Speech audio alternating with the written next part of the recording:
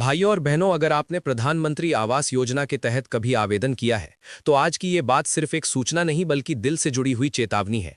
क्योंकि 2026 को लेकर सरकार की तैयारियां अब उस मोड़ पर पहुंच चुकी हैं जहां से लाखों लोगों का सपना या तो सच बनेगा या फिर एक छोटी सी लापरवाही की वजह से टूट सकता है। सरकार ने साफ संकेत दे दिए हैं कि आने वाले समय में पीएम आवास योजना की किस्तों का पैसा तेजी से भेजा जाएगा। लेकिन उसी तेजी के साथ सिस्टम को इतना सख्त भी कर दिया गया है कि अब कोई भी गलती नजरअंदाज नहीं की जाएगी। और यही वजह है कि हजारों लोग पात्र होते हुए भी पीछे रह जाते हैं, क्योंकि वे ये मान लेते हैं कि नाम सूची में आ गया तो अब सब कुछ अपने आप हो जाएगा। जबकि सच्चाई ये है कि नाम सूची में होना सिर्फ शुरुआत है, मंजिल नहीं। असली परीक्षा उसके बाद शुरू होती है।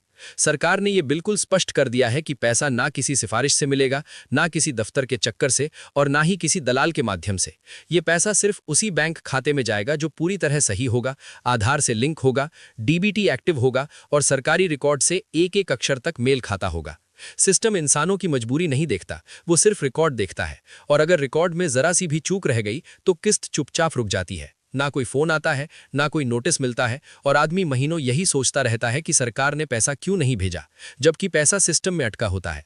सबसे बड़ी और सबसे आम गलती जो हजारों लोगों की किस्त रोक देती है वो है नाम की गड़बड़ी। आधार में नाम कुछ और, बैंक में कुछ और आवेदन फॉर्म में कुछ और। सिस्टम ये समझने की कोशिश नहीं करता कि ये एक ही इंसान है, उसके लिए हर अक्षर अलग मायने रखता है। इसी तरह दूसरी बड़ी गलती डीबीटी का इनएक्टिव होना है। खाता खुला है लेकिन डीबीटी चालू नहीं है और जब सरकार पैसा भेजती है तो ट्रांजैक्शन फेल हो जाता है। तीसरी खतरनाक गलती एनपीसीआई मैपिंग की होती है। आधार किसी पुराने खाते से जुड़ा है और फॉर्म किसी नए खाते से भर दिया गया है।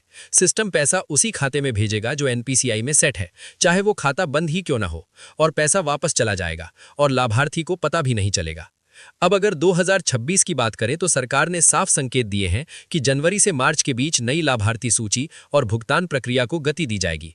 लेकिन इसका यह मतलब बिल्कुल नहीं है कि जनवरी आते ही सबके खातों में पैसा एक साथ आ जाएगा, क्योंकि हर लाभार्थी की फाइल अलग होती है, उसकी जांच अलग होती है, उसके दस्तावेज अलग होते हैं और उसी आधार पर किस्त आगे बढ़ती है। पैसा आने से पहले सूची की पुष्टि होती है, दस्तावेजों का सत्यापन होता है, फिजिकल वेरिफिकेशन होता है, अधिकारी खुद आकर देखता है कि आप वास्तव में उसी जगह रहते हैं या नहीं, आपके पास पहले से पक्का मकान तो नहीं है और आप पात्रता की हर शर्त पूरी करते हैं या नहीं। इसलिए सिर्फ ऑनलाइन फॉर्म भर देना सबसे बड़ी भूल होती है। नई सूची में उन्हीं लोगों के नाम आते हैं जिनके पास खुद का पक्का मकान नहीं है, जिनकी आय सीमा के भीतर है, जिनके परिवार में कोई सरकारी नौकरी वाला नहीं है और जिनके पास 4 पहिया वाहन नहीं है। और अगर आवेदन में जरा सी भी गलत जानकारी दी गई है तो आगे चलकर ना सिर्फ किस्त रुकती है बल्कि वसूली तक हो सकती है। यह भी समझना जरूरी है कि पीएम आवास योजना का पैसा एक बार में नहीं मिलता। पहली किस्त नींव के लिए, दूसरी दीवार और छत के लिए और अंतिम किस्त मकान पूरा होने पर दी जाती है। लेकिन अगर पहली किस्त का सही उपयोग नहीं हुआ, फोटो समय पर अपलोड नहीं हुई या निरीक्षण में कमी मिली तो अगली किस्त अपने आप रुक जाती है। अगर आपकी किस्त अटकी हुई दिख रही है तो घबराने की जरूरत नहीं है। ज्यादातर मामलों में पैसा खत्म नहीं होता बल्कि किसी छोटी सुधार की वजह से रुका होता है।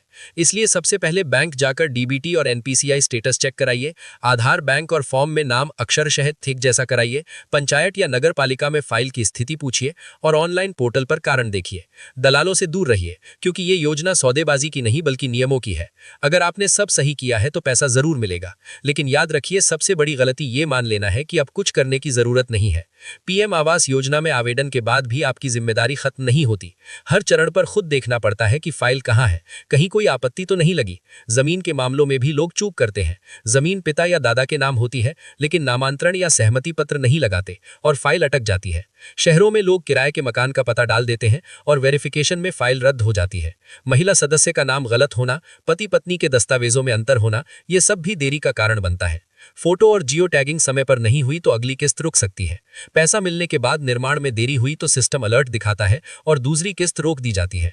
और सबसे खतरनाक गलती, पहली किस्त का पैसा किसी और काम में खर्च कर देना, क्योंकि अगर जांच में ये सामने आ गया तो ना सिर्फ अगली किस्त रुक सकती है बल्कि पूरा नाम ही कट सकता है।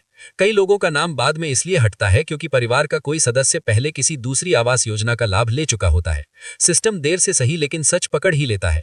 मोबाइल नंबर बदलकर अपडेट ना करना भी बड़ी भूल है, क्योंकि सारी जानकारी उसी नंबर पर आती है। अब जबकि सरकार 2026 तक पूरा सिस्टम और ज्यादा डिजिटल और सख्त बनाने जा रही है, तब छोटी सी लापरवाही भी भारी पड़ सकती है। इसलिए अगर आप चाहते हैं कि आपका पक्का घर बनाने का सपना अधूरा ना रहे, तो आज ही अपने कागज, अपने बैंक और अपनी फाइल की स्थिति खुद जांचिए, क्योंकि सरकार ने योजना बना दी है, पैसा तय कर दिया है। अब ये आपके हाथ में है कि आप इस मौके को कैसे संभालते हैं। सही जानकारी, सही समय और सही कदम ही आपको उस दिन तक पहुंचाएंगे जब आप अपने घर की पक्की छत के नीचे सुकून की सांस ले सकें।